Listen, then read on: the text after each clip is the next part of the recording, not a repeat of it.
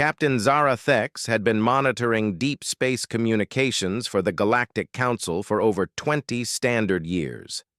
She thought she had heard every kind of diplomatic message, every threat, every plea for peace.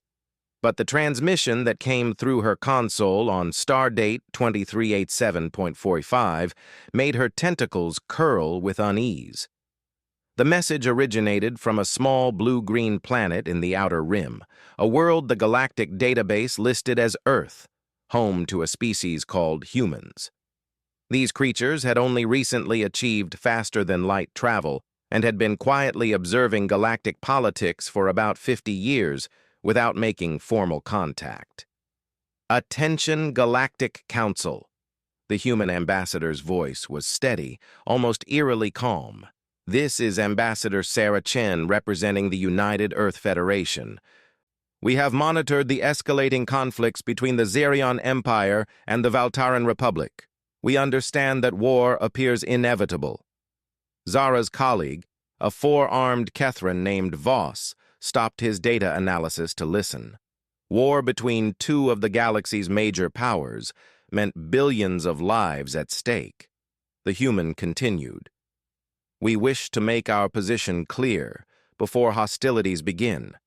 Earth has developed certain capabilities during our evolution that we have deliberately kept restrained in all our interactions. We have observed your conflicts and noticed that galactic warfare follows certain civilized conventions: limited nuclear engagement, avoiding populated worlds, preserving infrastructure." Voss clicked his mandibles nervously. "What are they getting at?" However, Ambassador Chen's voice carried a warning that made Zara's scales prickle. "Should any faction attempt to involve Earth or threaten human colonies, or should the conflict escalate beyond what we consider acceptable parameters, we will be forced to remove our restraints. We strongly advise all parties to seek peaceful resolution. This is not a threat. It is a warning based on our historical experience with warfare." The transmission ended with coordinates for Earth's embassy station and a simple closing. "We hope wisdom prevails. Respectfully, the United Earth Federation." Zara stared at her console.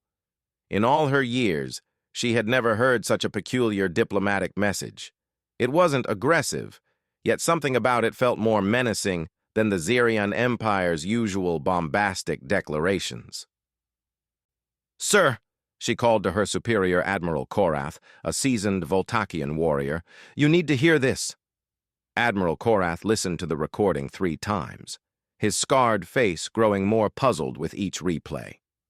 "What do we know about these humans?" Voss pulled up the files. "Bipedal mammals, average lifespan 8,100 cycles, recently achieved FTL capability. Their planet is classified as a Class 12 death world due to extreme weather, geological instability, and unusually aggressive fauna. Population approximately 12 billion. A death world," Korath mused. "That explains the strange confidence. But removing restraints, what could a pre-galactic species possibly threaten us with?" 3 days later, the Zerion Empire launched their first assault on Valtaran mining colonies in the Kepler sector. The Valtarans retaliated by destroying 2 Zerion trade stations. Within a week, both sides had mobilized their full military forces. The war began conventionally enough. Zerion's crystalline warships, each the size of a small moon, faced off against Valtara's biomechanical fleet. Energy weapons carved through space, shields flared and collapsed, and the first casualties mounted into the hundreds of thousands. Emperor Zarthon of the Zerion Empire was in his war chamber reviewing battle reports when his aide brought disturbing news. "My lord, we've received another transmission from the human species. They're requesting a ceasefire." Zarthon's crystal-encased head rotated toward the aide. "The primitives from the Outer Rim. What could they possibly want?" "They claim our conflict is affecting shipping lanes near their space. They're asking both sides to pull back to prevent unnecessary escalation." Zarthon's laughter sounded like breaking glass. Primitives offering advice to empires that ruled the galaxy before their species discovered fire. Send them a response. Tell the humans that if they interfere with Xerion affairs, we will reduce their little blue world to asteroids. The aide hesitated. Sir, their ambassador mentioned something about escalation parameters and removing restraints. Empty words from a Death World species trying to sound important, Zarthon dismissed.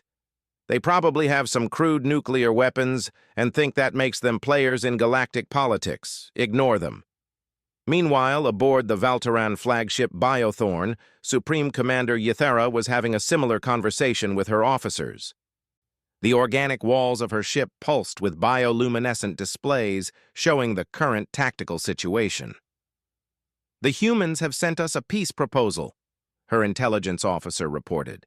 They're offering to mediate between our forces. Ythara's serpentine body coiled with amusement. Mediate?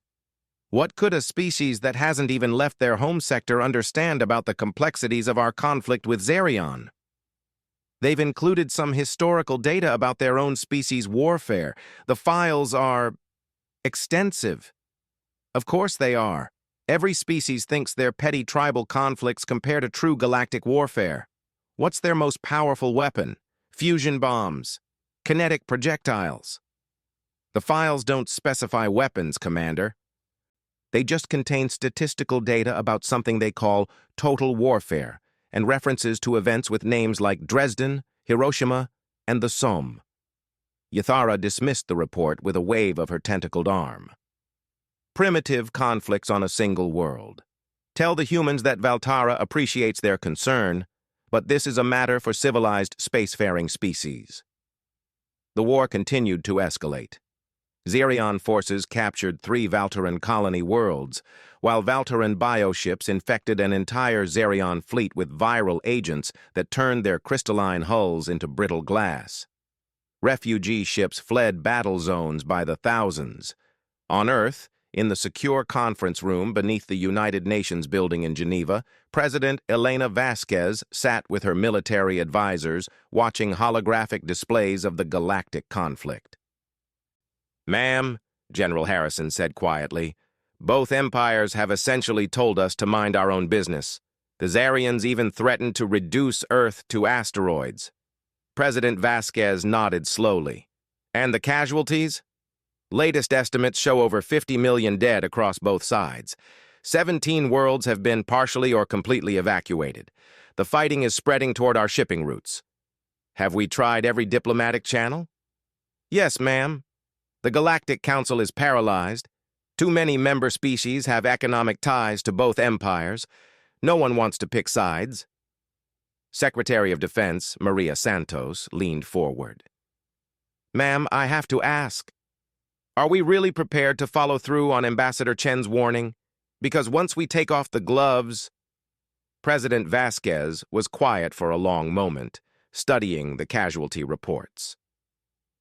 50 million dead, and both empires seemed determined to escalate further. She thought about humanity's long, bloody history, the lessons learned from thousands of years of warfare, the technologies developed, the strategies perfected. "Prep the fleet," she said finally, "and activate the Damocles Protocol. It's time the galaxy learned why Earth species had to develop rules of war." Admiral Sarah Morrison, commander of Earth's Deep Space Fleet, received the activation codes 12 hours later. She stood on the bridge of the UES Indomitable, humanity's first true interstellar warship, watching her crew prepare systems that had never been tested outside of simulations. "All stations, this is Admiral Morrison. We are implementing Damocles Protocol. This is not a drill. Remember, we tried to warn them." As the human fleet moved out from Earth's space, heading toward the war zone, long-range sensors detected something that made even experienced military personnel pause. The ships weren't particularly large by galactic standards, but they moved with a precision and purpose that suggested something far beyond typical military organization. Back at the Galactic Council monitoring station, Captain Zara Thex watched the human ships appear on her screens and felt that same uncomfortable feeling she'd experienced when hearing Ambassador Chen's first warning. "Admiral Korath," she called. "The humans are moving. 12 ships, heading directly for the primary battle zone." Korath studied the display. 12 ships against 2 Empire fleets? Have they lost their minds? Zara wasn't sure. But something about those ships made her think that maybe the galaxy was about to discover exactly what humans meant by removing restraints. The first sign that something was wrong came when the human ships didn't respond to standard military hails. Emperor Zarthon's flagship, the massive crystalline dreadnought Crystal Throne, attempted to contact the small human fleet as they approached the battle zone. "Unknown vessels, you are entering an active combat area. Identify yourselves and withdraw immediately or be destroyed," transmitted Commander Zektar, Zarthon's military aide. The response that came back was not what anyone expected. Instead of the usual diplomatic protests or military posturing, Admiral Morrison's voice was calm and matter-of-fact. "This is Admiral Morrison of the United Earth Federation. We are here to stop this conflict. All ships, power down weapons and prepare for escort to neutral space." The silence that followed was broken by Emperor Zarthon's crystalline laughter echoing through the communications channel. 12 primitive ships ordering 2 galactic fleets to surrender? Your species' arrogance knows no bounds. "This is your final warning," Admiral Morrison replied. "Power down your weapons. You have 60 seconds to comply." Commander Yithara of the Valteran fleet couldn't believe what she was hearing. The humans think they can order around empires? Their largest ship is barely the size of one of our escort vessels. What happened next would be studied in military academies across the galaxy for generations. The human ships didn't charge forward in a glorious but doomed attack. They didn't attempt to position themselves between the 2 fleets. Instead, they simply stopped, hanging in space like 12 dark predators waiting for something. 60 seconds, Admiral Morrison announced calmly. Emperor Zarthon decided to make an example of human arrogance. "All batteries target the lead human vessel. Show these primitives what happens when they challenge the Zarian Empire." The Crystal Throne unleashed a full broadside, enough plasma energy to vaporize a small moon. The brilliant cascade of destructive force raced toward the UES Indomitable. The human ship didn't dodge. It didn't raise shields in the way galactic species understood them. Instead, something extraordinary happened. The plasma beams simply ceased to exist about a kilometer from the human vessel, as if they had struck an invisible barrier and been completely absorbed. "What?" Zarthon's voice cracked with confusion. Then Admiral Morrison spoke, and her voice carried a weight that made even veteran warriors feel cold. "You were warned. Damocles Protocol is now active. All human restraints are officially removed." What followed challenged everything the galaxy thought it knew about space warfare. The 12 human ships didn't move toward their enemies. Instead, they launched what appeared to be small missiles, tiny projectiles no bigger than escape pods. The Galactic Empire's point defense systems tried to intercept them, but these weren't ordinary missiles. They moved unpredictably, changing direction in ways that suggested impossible technology. "Sir," Commander Zektar's voice was tight with confusion, "our sensors can't get a lock on those projectiles. They're not following ballistic trajectories." "Then use the plasma nets," Zarthon ordered. "Nothing can avoid an area denial weapon." The Zarion ships deployed their most effective defensive measure, clouds of charged plasma that would destroy anything that entered them. But the human missiles simply appeared on the other side of the plasma clouds, as if they had traveled through a different dimension. Supreme Commander Yithara was having similar problems. "How are they getting past our biodefenses? Our living ships should be able to sense and intercept anything organic or mechanical." Her science officer's response chilled her to the core. "Commander, I don't think these are conventional missiles. They're not following any known laws of physics. At that moment, the first human missile reached its target, a Xerion heavy cruiser. Instead of exploding against the hull, the small projectile simply touched the massive warship's surface. What happened next defied explanation. The entire cruiser, a vessel over 3 kilometers long, began to change. Its crystalline structure started rearranging itself, growing inward, compacting. Within 30 seconds, the mighty warship had collapsed into a sphere no larger than a shuttlecraft. Across the battle zone, similar events were occurring. Valtaran bioships that were touched by human missiles began to age rapidly, their living hulls withering and dying as decades of time compression affected them in seconds. Some ships simply vanished entirely, as if they had been erased from existence. Emperor Zarthon watched in horror as 12 of his finest vessels were eliminated in less than 5 minutes, and the human ships hadn't fired a single conventional weapon. "What are those things?" Admiral Morrison's response was educational. "Compressed singularity generators, temporal displacement devices, dimensional phase weapons, and reality anchors. Humanity developed them during our expansion phase when we realized the universe contained things much more dangerous than conventional armies." On the Valtaran flagship, panic was setting in. "Commander, we're losing ships faster than our sensors can track. What kind of species creates weapons that manipulate time and space?" Yathara's serpentine form coiled tightly.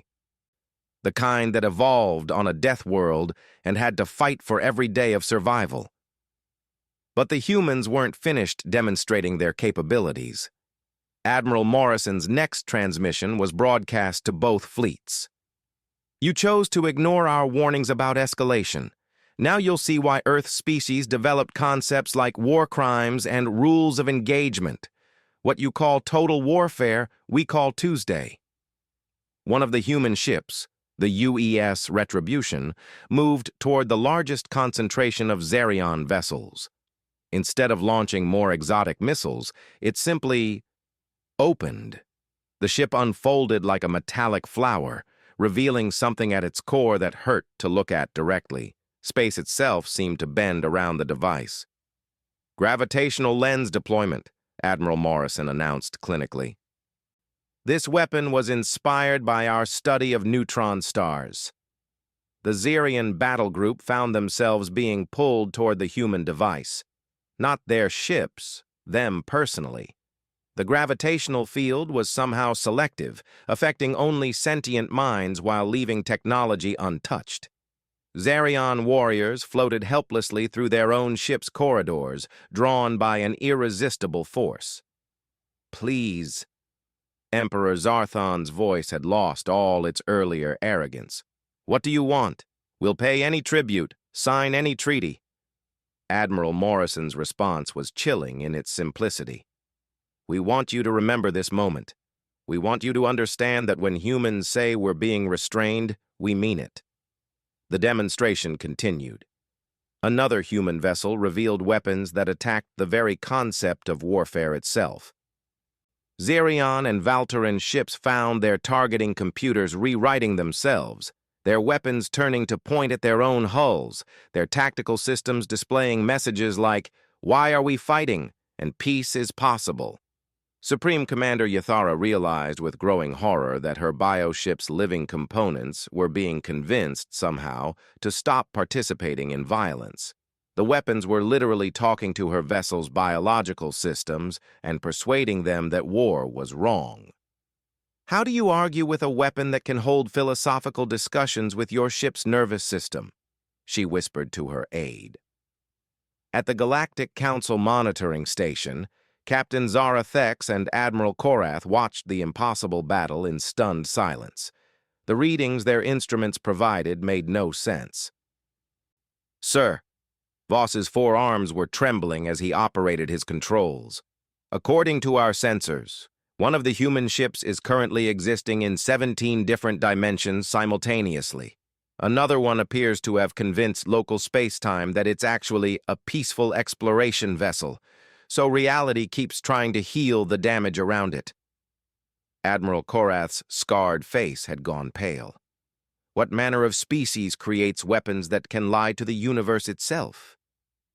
Their answer came when Admiral Morrison opened a communication channel to the Galactic Council station. Admiral Korath, Captain Thex, we apologize for the confusion your instruments must be experiencing. Humanity developed these technologies after we realized that the universe contains entities that exist beyond normal physics. When you evolve on a world where your own planet tries to kill you daily, you learn to think outside conventional parameters. Zara found her voice. Admiral Morrison, what are you? The human's response was surprisingly gentle. We're what happens when a species spends 300,000 years learning that survival requires more than just being smart or strong. We're what happens when every generation has to invent new ways to overcome impossible odds. We tried to warn you that we were restrained because we remember what it's like when we're not. As if to emphasize the point, one of the human ships did something that made reality hiccup. For just a moment, every screen in the battle zone showed not the current fight, but an image of a blue-green world where cities stretched to the horizon under peaceful skies. Then the image vanished, leaving only the message. This is what we're protecting. Emperor Zarthon's transmission was barely a whisper. What do you require for peace? Admiral Morrison's answer would reshape galactic politics forever. Unconditional ceasefire, withdrawal to pre-war borders, establishment of a joint commission to address the underlying causes of this conflict, and most importantly, recognition that when Earth says it's being peaceful, that's a choice we make every day. As the two galactic fleets began powering down their weapons and withdrawing from the battle zone, Admiral Morrison sent one final message to the galaxy. Humanity hopes this demonstration helps everyone understand why we prefer diplomacy. War without restraints isn't victory. It's a tragedy no one wins. The human ships folded their impossible weapons back into normal space and quietly departed, leaving two shattered empires to contemplate what they had learned about a species that had spent millennia teaching itself to be merciful. 6 months after the Battle of Kepler Sector, the galaxy was still trying to understand what had happened. The Xerion Empire and Valteran Republic had not only maintained their ceasefire, but had begun unprecedented cooperation on trade and resource sharing. Meanwhile, every major power in the galaxy was desperately trying to understand human technology and mindset. Captain Zara Thex found herself promoted to Ambassador Thex, assigned specifically to establish formal relations with Earth. She stood in the observation deck of her transport ship as it approached the human home system, watching the small yellow star grow brighter through the viewport. Ambassador, her aide Kelvon announced, we're receiving a greeting transmission from Earth Defense Command. The voice that came through was warm and friendly, nothing like the clinical precision of Admiral Morrison during the battle. Welcome to Earth System, Ambassador Thex. This is Lieutenant Commander Park at Luna Station. We're honored by your visit and have prepared quarters for your delegation. Please follow the navigation beacons to Earth Orbital Platform Alpha. Zara was surprised by the casual tone. After witnessing humanity's terrifying weapons, she had expected military formality and intimidation. Instead, she was being welcomed like a visiting friend. As her ship approached Earth, Zara got her first good look at the world that had birthed such incredible warriors. The planet looked deceptively peaceful. Blue oceans, white clouds, green and brown landmasses. She could see the lights of massive cities on the night side, evidence of a thriving civilization. It's beautiful, Kelvon observed. Hard to believe this is classified as a death world. Their escort, a sleek human vessel called the UES Harmony, guided them toward a space station that was clearly designed for diplomacy rather than war. The structure was elegant, with vast, transparent sections offering views of Earth below and artistic designs that spoke of a culture that valued beauty alongside function. Admiral Morrison herself was waiting to greet them at the airlock, but she wore a simple uniform without the intimidating technology Zara remembered from the battle. The human woman was smaller than Zara had expected, with kind eyes and an easy smile. "Ambassador Thex, welcome to Earth. I apologize for our dramatic first meeting. I'm afraid war brings out the worst in everyone." Zara struggled to reconcile this pleasant woman with the terrifying force she had witnessed. "Admiral, I must confess, your species has left the galaxy quite confused. Your capabilities seem beyond what we thought possible." Admiral Morrison gestured for them to walk through the station's corridors. "Would you like to understand? We've prepared a presentation that might help explain humanity's approach to conflict and peace." The briefing room was comfortable and welcoming, with refreshments from a dozen worlds and a holographic display system that was surprisingly familiar in design.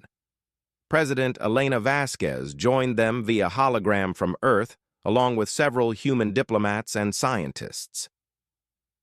"Ambassador Thex," President Vasquez began, "we understand the galaxy's confusion about our actions. The truth is, humanity has spent our entire history learning to balance two opposing forces: our capacity for violence and our desire for peace." The holographic display activated, showing images of Earth's history. Zara saw ancient humans hunting massive predators with primitive tools, building cities despite natural disasters, developing technologies while facing extinction-level threats. "Our world tried to kill us for 300,000 years, Dr. Sarah Williams, Earth's chief xenoanthropologist, explained. Ice ages, volcanic supereruptions, asteroid impacts, deadly diseases, predators that could crush us without thinking. Every generation of humans had to become more clever, more adaptable, more determined to survive." The display shifted to show human conflicts throughout history. "But our greatest threat was always ourselves, humans fighting humans with increasingly devastating weapons. We learned to make war with everything from sharpened sticks to nuclear bombs. Each conflict taught us new ways to destroy, but also new reasons to seek peace." Admiral Morrison took over the presentation. "The technologies you saw in the Kepler battle weren't developed for warfare originally. They came from our need to survive in a universe that seemed determined to eliminate us." The display showed human space exploration, not just to nearby planets, but to parallel dimensions, alternate timelines, and regions of space where reality itself was unstable. "When we reached the stars, we discovered things that made our earthly predators look harmless. Entities that existed outside normal physics, civilizations that had transcended physical form, and cosmic forces that could erase entire galaxies." Zara leaned forward, fascinated despite herself. "You faced such threats?" "We faced them, studied them, learned from them, and in some cases became friends with them," President Vasquez said with a slight smile. "Humanity's greatest strength isn't our weapons or our technology. It's our ability to find common ground with anyone or anything, no matter how different or dangerous." The presentation continued, showing humanity's gradual development of what they called graduated response protocols. Dr. Williams explained, "We learned that having overwhelming power means nothing unless you also have the wisdom to use it properly. Every human child learns about the escalation ladder: diplomatic solutions, economic pressure, limited demonstrations of force, and finally, if all else fails, unlimited engagement." "Unlimited engagement," Admiral Morrison said quietly, "is what you witnessed at Kepler. It's not about destroying enemies, it's about ending conflicts so completely that they can never restart." Zara's tentacles curled nervously. "Those weapons that manipulated reality itself are tools we developed to deal with cosmic-level threats," Admiral Morrison confirmed. When you encounter entities that can rewrite the laws of physics on a whim, you learn to develop counters. The gravitational lens was inspired by our first contact with a being that existed as pure gravity. The reality anchors were designed to stabilize space-time during negotiations with time-traveling civilizations. The holographic display now showed the aftermath of the Kepler battle. Zerion and Valteran forces weren't just maintaining ceasefire, they were actively working together, sharing resources and technology, even beginning cultural exchanges. This is what we mean by unlimited engagement, President Vasquez explained. It's not about winning a battle, it's about transforming the entire situation so that future conflict becomes impossible.